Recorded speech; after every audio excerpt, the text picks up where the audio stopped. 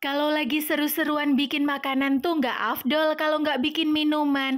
Halo, Assalamualaikum, selamat siang semua. Ini video masih lanjutan kegiatan aku kemarin ya, yang kita kumpul-kumpul untuk bikin soto. Terus, selain bikin soto, yang udah pasti kita bikin minuman juga dong. Setelah melalui rapat yang panjang dan perdebatan yang sengit, akhirnya kita memutuskan untuk bikin es cendol dawet. Coba-coba kalian perhatikan, itu tanganku yang lagi menari-nari di depan parutan, walaupun aslinya ngeri-ngeri sedap. Padahal aku udah bilang loh, harusnya kita itu beli kelapa parut aja. Tapi kata mama, karena dia punya kelapa bulat alias utuh, makanya kita mau marut aja. Mau marut gitu. Kamu tuh kelihatan nenek tuh berharap situ.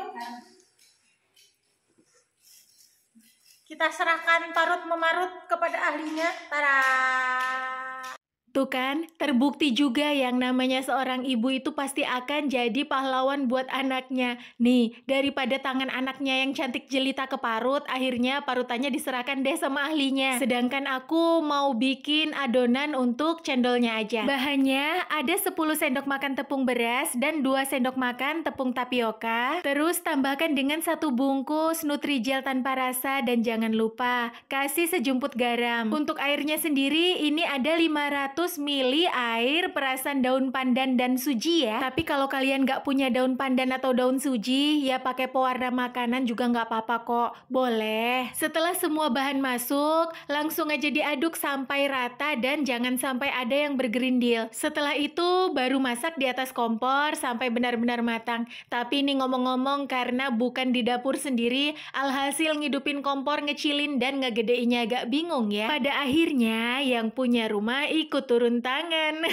Walaupun serupa, tapi tetap nggak sama dengan yang di rumah. Dan daripada salah dan nanti rusak, lebih baik yang punya sendiri kan yang ngotak-atik. Selama masak cendolnya, jangan ditinggal-tinggal ya. Harus terus diaduk dengan menggunakan api yang sedang. Selama proses pemasakan, nanti adonannya makin lama akan menjadi makin berat. Pokoknya harus terus diaduk sampai nanti dia benar-benar matang. Setelah matang, nggak usah tunggu lama-lama. Dan bagi yang nggak punya cetakan cendol nggak usah pusing, karena aku juga nggak punya kok. Jadi aku menggunakan plastik kerucut. Yalah, ini adik Jil ngapain sih kok malah mejeng di depan kamera. Dan setelah adonan dimasukkan ke dalam plastik kerucut, jangan lupa dilubangi bawahnya ya. Boleh gede, boleh kecil, sesuai selera Anda pokoknya. Tapi sebelumnya siapkan dulu air es di dalam baskom, baru deh pencet-pencet adonan sesuai dengan bentuk cendol. Bikin cendol sendiri begini menurutku rasanya malah jauh lebih enak daripada beli. Dan yang pasti dijamin higienis karena kita tahu bahan-bahan apa yang kita gunakan. Bahan-bahan yang lain untuk es cendolnya juga udah siap tadi ya. Seperti ada santan kelapa, rebusan gula